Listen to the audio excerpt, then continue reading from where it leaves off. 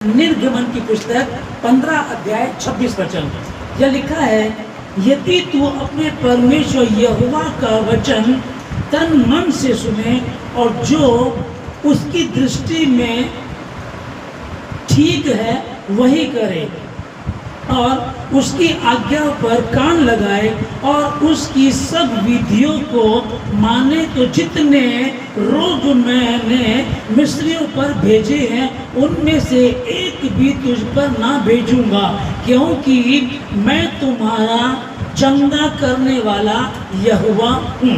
परमेश्वर के पवित्र वचन के पढ़े, सुने, समझे और कबूल के जाने परमेश्वर की आशीष हो। आमीन। परमेश्वर ने अपनी प्रजा इजराइल से बातें की।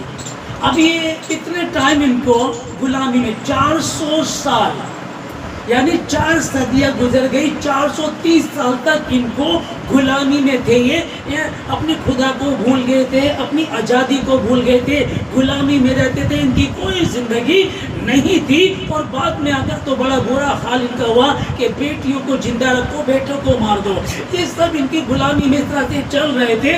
जब परमेश्वर इनको गुलामी में से निकाल करके लाया और जंगल के सफर में थे, तब परमेश्वर ने इन लोगों से बातें की और कहा कि ये जो वचन है इस पर ध्यान देना है ना।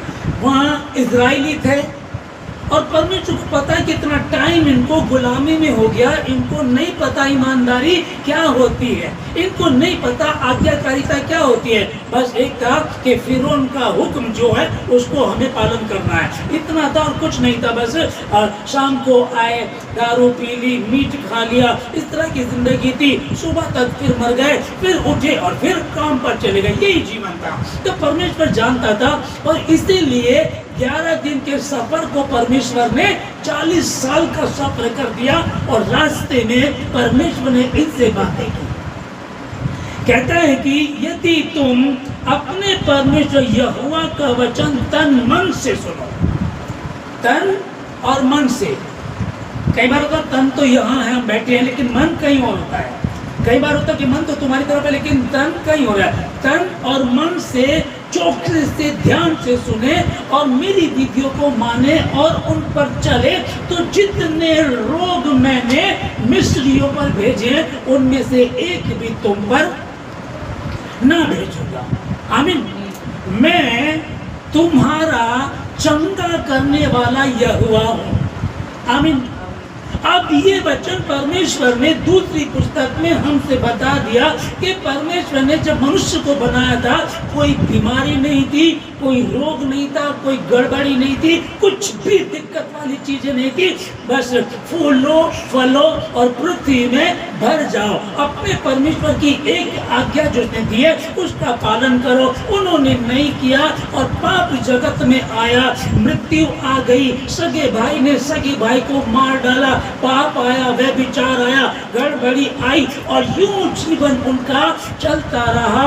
और एक समय आया कि 400 साल तक ये गुलामी में बने रहे। हम भी, मैं और आप भी, हमारा भी जीवन कुछ ऐसा ही था। वो इजरायली मिस्र में थे, हम लोग यहाँ कहीं गुलामी में थे, शैतान के चुंगल में थे। मैं अपनी बताऊं आप लोगों को, मेरे जो दादा है उत्तराखंड रुड़की के पास लंडोरा पड़ता है, लंडोरा के पास शिकारपुर एक गांव पड़ता है। वो गांव का पापा हमारे बताते पूरा का पूरा, उसके जो हमारे दादा दादी पूरा उनका था, वो पूरा उनका था। लेकिन वो श्रापित थे, किसी कारण से वहाँ से कुछ प्रॉब्लम आई, सब यूं ही का छोड़ करके ये इधर आ गए। और जब इधर आ गए दादा दादी दोनों मर गए। उनके 2 लड़के थे, मेरे पापा और मेरे चाचा। फिर उन दोनों को अनाथ की तरह उनकी परवरिश हुई, शादियाँ हो गई। एक चाचा मेरा खत्म हो गया, उनका एक बेटा था वो भी खत्म हो गया। उनकी बेटी की शादी हुई थी, उसके यहाँ कोई बच्चा नहीं है, वो भी यूं ही खत्म हो गए। अब सोचो, मेरे पापा का भी ऐसा ही था कि मेरे पापा भी चले गए, मेरी मम्मी भी चले गए, मेरे भाई भी यूं ही खत्म हो गया। पर जब मैंने परमेश्वर के वचन को जाना तो परमेश्वर का वचन इस बात को यहाँ बता रहा है या कह रहा है कि सुनो, सुनो इस्राएलियों, सुनो है खुदावंद यहोवा के मानने वालों, जितने भी तुम सुन रहे हो, आज परमेश्वर तुमसे बात कर रहा है। कहता है कि यदि तू अपने परमेश्वर यहोवा का वचन तन मन से ध्यान से सुने, हालेलुया, ध्यान से समझिएगा, अगर ध्यान से सुने तो मैं जितने रोग मैंने मिस्रियों पर भेजे उनमें से एक भी तुम पर नहीं भेजूंगा। अब यहोवा चंगा करने वाला, लिखा कि मैं तुम्हारा चंगा करने वाला परमेश्वर, मेरा चंगा करने वाला प्रभु है। लेकिन उसके बाद भी कहीं कोई प्रॉब्लम है, तो जब इस्राएलियों को परमेश्वर ने ये बात बता दी थी और ये मालूम पड़ गया था कि मेरी आज्ञाओं को मानना है, उसके बाद भी वो मरे हैं, सांपों के द्वारा मरे हैं, वैसे नाश हुए। परमेश्वर ने उनको वो सारी बरकतें, सारी आशीषें दिखाई कि कैसे परमेश्वर के नाम से चट्टान में से पानी निकलता है, लाल समुद्र दो भाग हो जाता है, और फोड़े मिस्रियों पर डाले, उन पर बीमारी डाली, उनके इकलौतों को, पहलोठों को मार डाला। यहाँ तक इन्होंने आशीष और श्राप को दोनों को देखा कि यहोवा जिसे श्रापित करना चाहता है उसे कोई बचा नहीं सकता, और जिसे आशीष देना चाहता है उसे कोई टच नहीं कर सकता। हालेलुया, मैं तुम्हारा चंगा करने वाला यहोवा हूं। अब परमेश्वर तो लेकर के चला है, पर हम कितना उसको मानते हैं। आमीन। कई बार मसीह में भी भला अभी भी हमारी बीमारी बनी हुई है, अभी भी प्रॉब्लम है, अभी भी दिक्कत है। अगर जब आप ईमानदार होते हैं ना और ईमानदारी से चल रहे हैं, तो एक प्रॉब्लम इस तरह से आती है जो अय्यूब पर आई थी और वो खरा निकला, 2 गुना परमेश्वर ने उसे आशीष दिया। लेकिन पता चलना चाहिए, उसकी ये गवाही है कि सब कुछ खत्म हो गया, भागा पाड़ा, सर पर राख डाली और बैठ गया प्रार्थना करने। दोबारा फिर शैतान उसको इम्तिहान में डालने के लिए, फिर उसके शरीर पे पूरे फोड़े हो गए और उसकी अपनी पत्नी कहने लगी, क्या तू अभी भी खराई में बना रहेगा? परमेश्वर की निंदा कर, यदि मरता है तो मर जा। ध्यान से समझ गए चीज को। उसकी खराई नजर आती है। उसने कहा, सुन, तू मूर्ख स्त्री के समान। या कहीं पति ऐसा बात करते होंगे, पति कहता होगा तो ठीक ही नहीं हो रही, क्या फायदा हो रहा है, छोड़ उसको, है ना। तो फिर वो कहते कि तू मूर्ख पुरुष के समान बातें कर रहा है। हम जो परमेश्वर से सुख लेते, क्या दुख न ले? आमीन। यहाँ उसकी खराई है। अगर अय्यूब की बात है तो यहाँ उसकी खराई है। लेकिन जब प्रभु कह रहा है कि मैं तुम्हारा चंगा करने वाला परमेश्वर हूँ, हम प्रभु को कहें, प्रभु आपने कहा निर्गमन 23:26 में आपने लिख करके दिया कि यदि तुम मेरे वचन को तन मन से सुनोगे तो मैं तुम्हें आशीष दूंगा और कोई भी रोग तुम पर नहीं आएगा, ये आपने कहा है। तो प्रभु अपने वचन से बाहर काम नहीं करता, अपने वचन को पूरा करता, उन वायदों को पूरा करता है। आमीन। खाना परमेश्वर ने। अभी कुछ बातें होती हैं, जैसे कि अगर हम इजहाक की बात को लेते हैं, नहीं, हिजकिया की बातों को लेते हैं कि हिजकिया बीमार था। ओके, कोई कारण था, परमेश्वर ने बोला यशाया जा करके हिजकिया को बोल दे, तू नहीं बचेगा, मर ही जाएगा। ओके, उन समय वो ऐसा रोगी हुआ कि मरने पर था, और जब मरने पर था तो उसको अब परमेश्वर की ओर से भी कह दिया तू नहीं बचेगा। आमीन। पर वो धर्मी था। उसने क्या किया? उसने जितनी देर तक यशाया के साथ रहा होगा, भूखे, ठीक ना, नाश्ता पानी कराओ, यशाया परमेश्वर का नबी आया, इसको खाना खिलाओ, वो सोच रहा होगा कब यशाया यहाँ से जाए, और जैसे ही ये जाएगा तुरंत मैं परमेश्वर के समीप बैठूंगा। उसने किसी दूसरे से कोई, अगर आज हमारे साथ ऐसा होना कि भैया परमेश्वर का दास आया और आकर के उसने कहा है कि भाई प्रभु ने, परमेश्वर ने कहा है तू नहीं बचेगा, मर ही जाएगा, और ऐसा नबी कि जिसको परमेश्वर ने चुना है, जिसकी बात कभी टलती नहीं, फेल नहीं होती है, अब बिल्कुल भाई परमेश्वर ने बोल दिया तू नहीं बचेगा, मर ही जाएगा, तो उसको क्या करना था? मर जाना चाहिए था। प्रभु ने कह दिया मर जा, तो बस अब मर जा। लेकिन उसने उसकी बात सुनी, उसकी बात को आदर दिया और उसको कहा ठीक है, ओके। लेकिन उसके बाद उसने ऐसा नहीं किया कि मेरी बेटी को बुला दो, दामाद को बुला दो, बच्चों को बुला दो, या फिर वकील को बुला लो, जल्दी से मैं प्रॉपर्टी को बांट देता हूँ। हाल ही की बात है, किसी की मुझे पता चला था कि एक भाई को डॉक्टर ने मना कर दिया कि तू नहीं बचेगा भाई, थोड़े दिन का मेहमान है, जितना जीना चाहे जी ले, ठीक है। अब पता चला कि 3-4 दिन की बात है, उसको मालूम पड़ा कि उसकी तबीयत ज़्यादा खराब हो रही, उल्टी अल्टी ज़्यादा होने लगी। ठीक है जी। उसके बाद में पता क्या किया, मेरी बहन से बात करा दो, मेरी भांजी से बात करा दो, उसने फोन पे सबसे बातें कर ली, जबकि वो ठीक है बिल्कुल, अब ठीक है ना। लेकिन क्या किया उसने, क्या भरोसा उसका, डॉक्टर ने कह दिया था तू बचेगा नहीं, अब जल्दी सबसे बातें कर ले। और उस बंदे को मैंने कहा अगर बचना चाहता है तो मैं तुझे लिख करके देता हूँ, परमेश्वर के मंदिर में बैठ और सुन, परमेश्वर तुझे कोई भी हानि नहीं होने देगा, कुछ नहीं होने का, डॉक्टर ने तो कहा है। फिर डॉक्टर की मशीन फेल नहीं होती क्या? अल्ट्रासाउंड कई बार कराते हैं, एक बार में कुछ आता है, एक बार में कुछ आता है, ठीक है ना। फिर कहीं एक्सरा कराते हैं, किसी में मशीन कुछ बताती है, किसी में कुछ बताती है, तो मशीन ही है ना, तो इसका मतलब वो तो मशीन है। उनकी रिपोर्ट जो गलत भी होती है, कई बार होती है। वो कह रहे कि जब तुम अपने टेस्ट कराओगे तो एक मशीन में कराना, वहाँ कुछ बीपी तुम्हारा इतना बताएगा, वही तुम दूसरी मशीन पे कराना, दूसरे डॉक्टर पे कराना, वहाँ बीपी कुछ और बताएगा आपका। तो इसका मतलब मशीन सही नहीं है। पर हमें उन बातों पर भरोसा है, लेकिन इस पे भरोसा नहीं है। हम जो परमेश्वर के लोग हैं, इस पर हमें भरोसा नहीं है। यहाँ जब लिखा है परमेश्वर ने, क्योंकि मैं तुम्हारा परमेश्वर यहोवा चंगा करने वाला हूँ, आमीन, उसने कहा है। अब यशायाह ने कह दिया, और हिजकिय्याह ने क्या किया, हिजकिय्याह ने परमेश्वर की बातें की, कहा हे प्रभु तू जानता मेरे जीवन को, मैं तेरे समीप कैसा चला हूँ, मैं कैसे धर्मी रहा हूँ। और परमेश्वर ने क्या किया, उसकी आयु को बढ़ा दिया।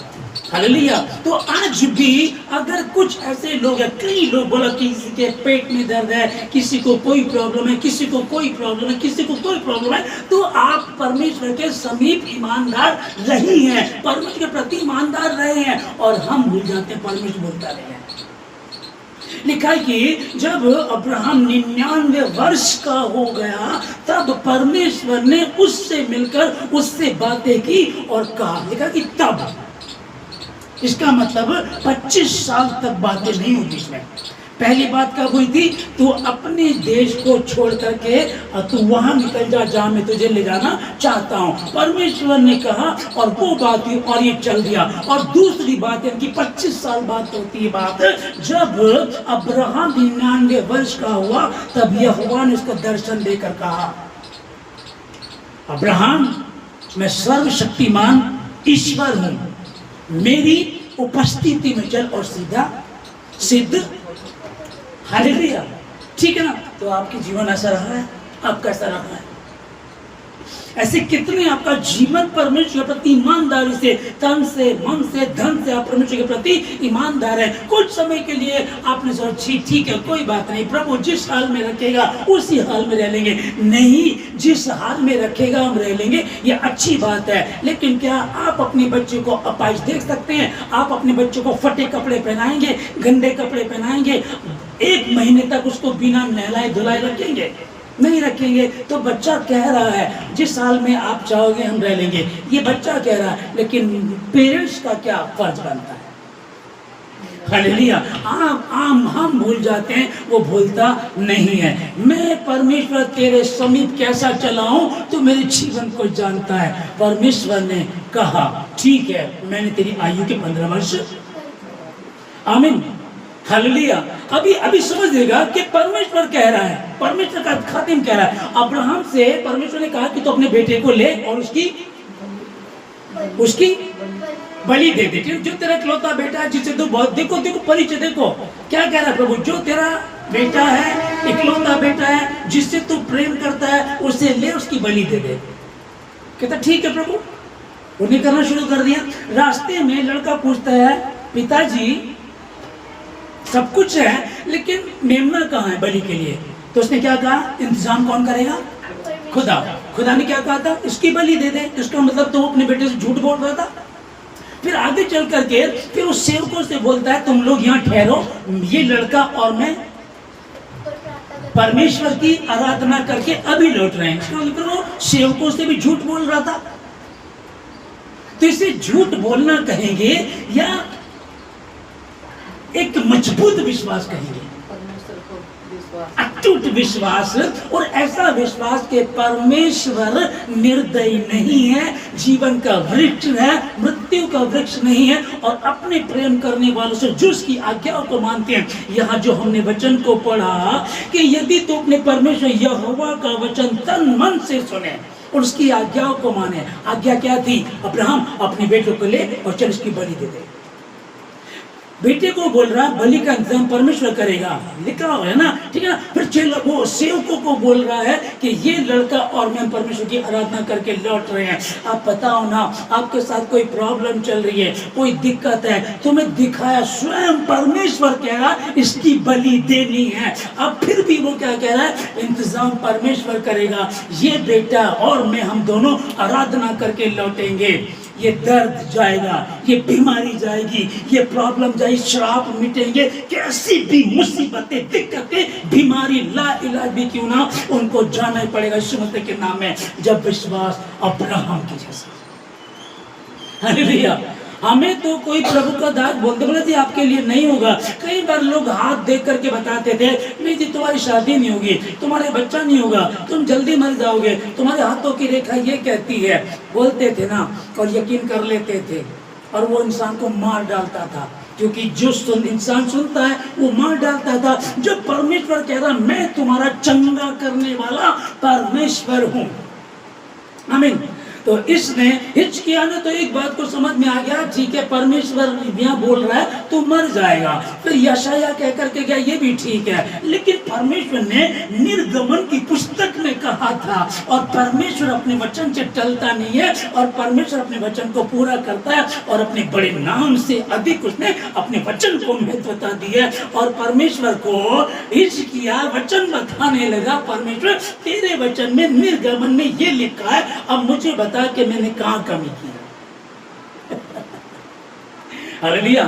निर्गमन में ये लिखा प्रभु तू मुझे बता कहां कमी की है मैंने। आप वचन से बात करेंगे, आप वचन से बात की प्रभु ये जो दर्द आया है इसका कोई मतलब नहीं यहाँ आने का, क्योंकि मेरा शरीर मेरा नहीं, शरीर मेरा नहीं है, आपका मंदिर है, आपका पवित्र आत्मा इसमें रहता है। तो दुष्ट को रहने की यहाँ कोई आज्ञा नहीं है। यदि वो रह रहा है तो इसलिए क्योंकि तुमने उसे रखा है। तुम वचन की घोषणा नहीं कर रहे हो, वचन को नहीं बोल रहे हो। यीशु मसीह के नाम में मैं आशीषित हूं, मैं ब्लेस्ड हूं। हालेलुया। मैं आशीषित हूँ, मैं बरकत पाया हुआ हूँ, मैं रोग मुक्त हूँ, कोई श्राप मेरा हिस्सा नहीं है, कोई बीमारी मेरा हिस्सा नहीं, कोई लाचारी मेरा हिस्सा नहीं है, कोई भी रोग किसी भी प्रकार का क्यों ना हो मेरा हिस्सा नहीं है। और जब मेरा हिस्सा नहीं है तो मैं उसको क्यों दूं, क्यों लेकर के चलूं? प्रभु मुझे बता कहाँ कमी की है, अगर कोई कमी है प्रभु मुझे बता, मैं इसको ठीक करूंगा, मैं इसको ठीक करूंगी। और यदि नहीं है तो फिर ये रोग नहीं रह सकता। अभी तो यशाया उसके महल से बाहर भी नहीं निकला था, परमेश्वर ने कहा यशाया जा, और जा करके उससे कह दे मैंने तेरी प्रार्थना को, तेरे गिड़गिड़ाने को, तेरे रोने को सुना है। आमीन। अब्राहम विश्वासियों का पिता ये बोल रहा है, कहता है कि परमेश्वर की आराधना करके लौटेंगे। तो वो झूठ बोल रहा था, या फिर अपने विश्वास को बता रहा था, या फिर वो दयालु परमेश्वर की दया को दिखा रहा था। उसी दयालु ने तो कहा है ना इसकी बलि दे दे, और वही दयालु है। अब या तो इस बात को सुने, परमेश्वर ने बलि देने के लिए कहा ठीक है, प्रभु ने कहा चल चल करके बलि दे देते हैं, या फिर ये हो परमेश्वर ने कहा है लेकिन मेरा विश्वास जो नए नियम में यीशु मसीह ने कहा कि यूहन्ना बपतिस्मा देने वाले के दिनों से लेकर अब तक स्वर्ग के राज्य में बल पूर्वक प्रवेश होता रहा, और बल के द्वारा ही उसने क्या किया, मुझे किसी ने छुआ है, मुझ में से सामर्थ्य निकली है। प्रभु कैसी बात, सब आप पे गिरे जाते हैं, कैसी बात कर रहे हैं, सब आप पे गिरे जाते हैं। किसी ने विश्वास से छुआ है तो प्रभु ने आशीष दी कि ले ली, खींच ली। याकूब को पता चल गया कि मेरा भाई 400 लोगों को लेकर के आ रहा है, तो मेरी पत्नियों को, बच्चों को, मुझे सबको मार डालेगा, मेरी सारी दौलत ले लेगा, क्या करूं? पूरी रात प्रार्थना किया। जब तक तू मुझे आशीष नहीं देगा तब तक मैं तुझे। स्वर्गदूत कहने लगा मुझे जाने दे, बोर हो गई है। उसने कहा जब तक तू मुझे आशीष नहीं देगा, अगर कोई रोग है, कोई दिक्कत है, कोई प्रॉब्लम है, जब तक तू मुझे आशीष नहीं देगा, मुझे मेरी पत्नी वापस चाहिए, मुझे मेरा पति वापस चाहिए, मुझे मेरे बच्चे वापस चाहिए। आपके वचन में लिखा है प्रभु, आपके वचन में लिखा है कोई भी तेरी कमाई को ना डॉक्टर खा पाएगा ना वकील खा पाएगा, मैं तुझे आशीष दूंगा। ऐसा करके मुझे परखो, तुम्हारे नाश करने वाले को मैं ऐसा घुड़कूंगा। डॉक्टर पे तो पैसा जा रहा है, शर्मिंदगी हो रही है, समझ में नहीं आ रहा क्या हो रहा। समझ लीजिएगा। कैसे समझना है? भजन संहिता 118 का 17 और 18, मैं ना मरूंगा वरन जीवित रहूंगा और परमेश्वर के कामों का वर्णन करता रहूंगा। एक ग्रुप में मैं जुड़ा हूं, प्रे करते हैं तो इसकी घोषणा करते हैं इस वचन की, ठीक है ना। अब ध्यान से समझिएगा। आप उसके कामों का वर्णन कैसे करेंगे?